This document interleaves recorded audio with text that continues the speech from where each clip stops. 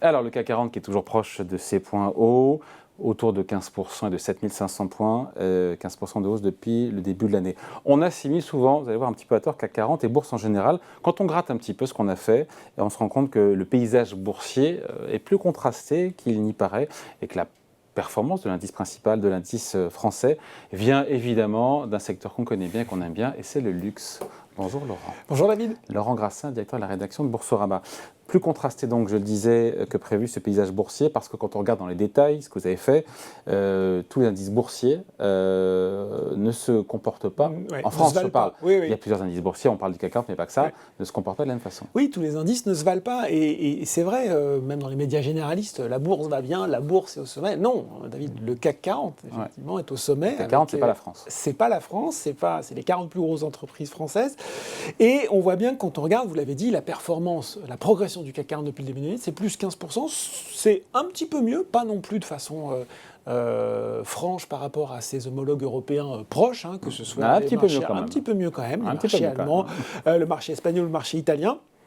Mais quand on regarde sur notre périmètre hexagonal, si je puis dire, on se rend compte que le CAC Mid and Small, vous savez, cet indice qui regroupe les petites et moyennes valeurs, eh bien, il ne gagne que 6,5%, donc c'est plus de 2 fois moins. Quand le CAC Small, donc lui, c'est le sous-indice qui ne regarde que les toutes petites valeurs, il est à 0. Voilà. Ce qui veut dire qu'aujourd'hui, la performance boursière est vraiment concentrée sur les grandes valeurs et que, comme c'est le cas d'ailleurs depuis plusieurs années, les petites et moyennes valeurs en sont complètement exclues. Et donc voilà, la locomotive CAC est un petit peu l'arbre qui cache un petit peu la forêt. Il y a la locomotive CAC 40, et puis au sein de la locomotive CAC 40, il y a des locomotives. C'est ça. Voilà, et ce qui tire la performance, c'est quoi ? C'est le luxe. Voilà. Et d'où ce que vous posiez la question juste avant, cette dissonance cognitive qu'on peut avoir parfois parce qu'on égrène les mauvaises nouvelles, l'activité économique, l'inflation qui est toujours très forte, les situations de crise parfois, ou ces entreprises qui licencient avec des situations complexes. Et puis on regarde le CAC 40 et on se dit mais comment c'est possible ? Et effectivement, on voit que plus forte hausse depuis le début de l'année, ça va surprendre personne bien sûr, mais c'est bien qu'on se repose dessus, surtout quand on voit les progressions. Hermès, plus 36% depuis janvier, David, on est en mai, donc certaines valeurs, pour avoir ce type de progression, c'est plutôt sur des années entières. On a une action qui est pas loin de 2000 €, L'Oréal plus 30%, 430 € l'action.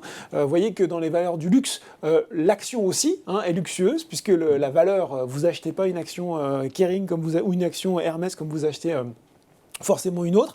LVMH plus 28%, 870 € l'action à peu près. On retrouve quand même Orange, Publicis, Air Liquide qui ont réussi à se glisser dans le... Mais derrière, on retrouve Kering plus 22%, 579 € l'action. Donc oui, le luxe en force, la locomotive du CAC 40, il est bien là. Voilà, on a vu qu'il y a d'autres valeurs qui ne sont pas dans le luxe, dans ce que vous avez dit là. Après, il y a cette domination, extrême domination, c'est nos GAFA à nous, des valeurs du luxe. D'ailleurs, il y a un petit acronyme, je ne sais pas qui l'a trouvé, les calls. Alors, rien à voir avec le chancelier allemand.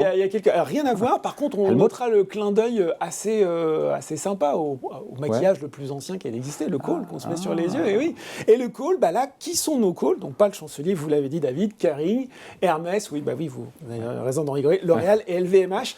Ce qu'il faut voir, c'est qu'à elles seules, ces 4 valeurs, elles expliquent 40% de la hausse de l'indice cette année. Alors oui, L'Oréal, c'est pas stricto sensu du luxe comme un Hermès ou un LVMH, mais il y a différentes catégories dans le luxe. On peut estimer que par le pouvoir de sa marque, son rayonnement international, on est dans ce qu'on appelle le luxe abordable, un peu d'ailleurs comme on peut considérer qu'Apple est une valeur du luxe, parce que voilà, ça reprend les codes. On a aussi en termes de marge, une rentabilité qui est aussi importante. Donc on peut vraiment le mettre dans ce groupe-là. Et on se rend compte que d'ailleurs, beaucoup de ces valeurs sont en ce moment en train de pulvériser des records historiques. LVMH, David, ce seuil que vous avez sans doute commenté, qui a dépassé 500 milliards de dollars. Voilà, parce qu'on regarde, on se dit, mais attends, c'est pas vrai, non, on est aux autour de 450 milliards en euros, mais c'est une première pour une entreprise européenne. Donc on se rend compte qu'aujourd'hui, en fait, les valeurs du luxe, c'est 38% de la capitalisation totale du CAC 40. Quand on prend en compte leur flottant, qui est un petit peu plus restreint, parce que souvent sont des sociétés familiales qui ont des actionnaires de référence et tout, donc le flottant est un petit peu plus réduit par rapport à Dubaï. Elles font que 25% en termes de pondération du CAC 40. Un quart, c'est quand même pas mal, excusez du peu. Et puis, quand on regarde la pondération du CAC 40 plusieurs années en arrière, typiquement, les deux sociétés qui arrivaient en tête, les deux entreprises, c'était plutôt Total, qui ne s'appelait pas encore Total Energy, et Sanofi. Donc on voit bien qu'on a eu un changement d'époque complet là-dessus. D'autant que ce qui est incroyable, Laurent, c'est quand on regarde les performances boursières sur 5 ans, on se dit quand même qu'il y a eu la crise sanitaire qui est passée par là, quoi. Oui, alors on ne se dit pas quand on regarde les performances sur 5 ans, parce qu'en fait on ne la voit pas. Et c'est ce qu'il y a de plus dingue, et c'est un peu ce qui montre aussi pourquoi le luxe aujourd'hui est vu et sans doute privilégié par beaucoup d'investisseurs.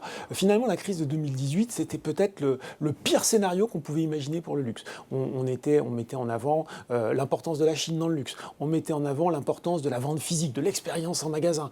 Et puis, on s'est rendu compte de quoi? En fait, que finalement, on était tous confinés, les magasins étaient fermés. Voilà. Ce qui s'est passé, c'est que finalement, comme la clientèle du luxe est très diversifiée, avant, en fait, on avait coutume de s'inquiéter pour le consommateur japonais. Ah, si les ventes au Japon étaient en berne, ça allait être une catastrophe. Et en fait, on se rend compte que les consommateurs du luxe sont partout. Ils sont au Japon, ils sont en Chine, ils sont aux États-Unis, un peu moins en Chine, ils seront un peu plus en Europe. Exactement. Voilà. Et on se rend compte que, bon an, mal an, cette diversification géographique, y compris sur les pays émergents, elle compense. Donc, c'est la première chose. Deuxième chose, l'expérience en magasin. Oh là là, c'est terrible. Finalement, ils ont digitalisé à marche forcée, entre guillemets, les ventes.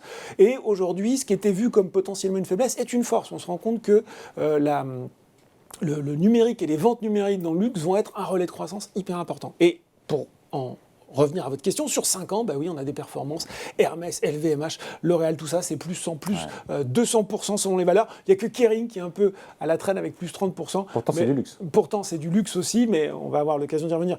Il y a un petit point un peu plus compliqué sur Kering. Mais enfin, on voit quand même que sur 5 ans, c'est des progressions qui sont absolument dingues et qui expliquent aujourd'hui que le CAC 40, notamment, en soit là aussi aujourd'hui. Et en même temps, on se dit que ça sera difficile pour ces boîtes-là du luxe de faire mieux, de mieux en mieux. Et en même temps, quand on voit les trimestriels, ça nous rappelle que l'activité continue de progresser. Maintenant, la question, c'est qu'est-ce qui peut venir à bout du luxe?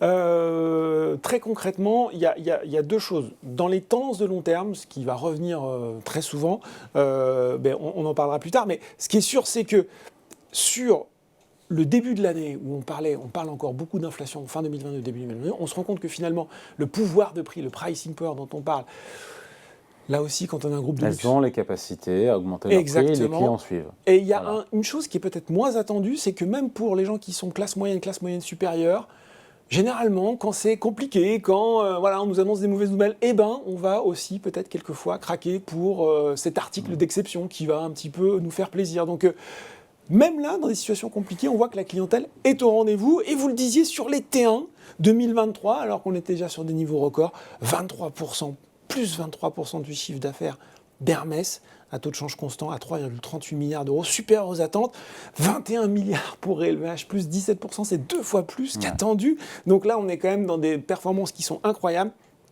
Kering, là aussi un petit peu à la traîne, juste plus 1%, avec Kering, on l'a dit, dépend beaucoup de Gucci, notamment sur sa rentabilité. Des Gucci va un peu moins bien, pas mal, mais un peu moins bien. Là, il y a eu des ventes un petit peu décevantes, notamment aux États-Unis, et puis ils n'ont pas forcément profité du rebond chinois comme les autres. Voilà, ça reste quand même tout à fait satisfaisant. On se dit, on finit là-dessus, Laurent, que le luxe va continuer de peser et de plus en plus dans le CAC 40. Parce que les perspectives... C'est 40% de la hausse du CAC 40 cette année qui s'explique par le luxe. Et ce qui se dit, c'est qu'il y a deux choses. Sur le long terme, il y a quand même un relatif consensus pour dire que les prévisions restent plutôt porteuses. Pourquoi? Parce que finalement, l'émergence des classes moyennes, notamment en Chine, mais pas que, dans les autres pays en cours de développement, va constituer une tendance de long terme. On l'a dit, autre levier de croissance important, la numérisation des ventes qui a véritablement été une petite révolution, là où on ne l'attendait pas forcément. On voit aussi que les jeunes générations suivent, c'est-à-dire qu'on aurait pu se dire, oh là là, on aurait pu se dire, tiens, c'est un truc de boomer, le luxe, mais non, en fait, non, parce que l'intelligence de ces grands groupes aussi, c'est de racheter les marques qui plaisent aux jeunes, quand elles sont encore à une taille relativement raisonnable, de les incorporer dans leur offre et finalement de s'assurer la clientèle du futur, ou même en tout cas qui commence. Donc les perspectives de long terme, elles restent porteuses. Bon, après, attention, on a longtemps dit que le luxe n'était pas si valorisé par rapport aux autres actions. On voit quand même là, il a quand même bien rattrapé. Voilà, on a une belle valorisation. Et puis on est bien sûr à plus ou moins court terme on reste sur des inquiétudes de récession. On imagine mal si demain la Chine devait hausser le ton sur Taïwan, ça aurait sans doute une influence assez négative sur le secteur. Mais on voit bien, David, et c'est peut-être ça le plus dingue, qu'à long terme, il y a encore de la place pour la croissance des valeurs du luxe. Voilà, on voulait faire un petit point sur ce luxe qui pèse de plus en plus. Notre tech à nous. Notre tech à nous, nos GAFAM, nos calls. Nos calls, nos GAFAM à nous. Merci beaucoup, Laurent. Merci, Salut. David.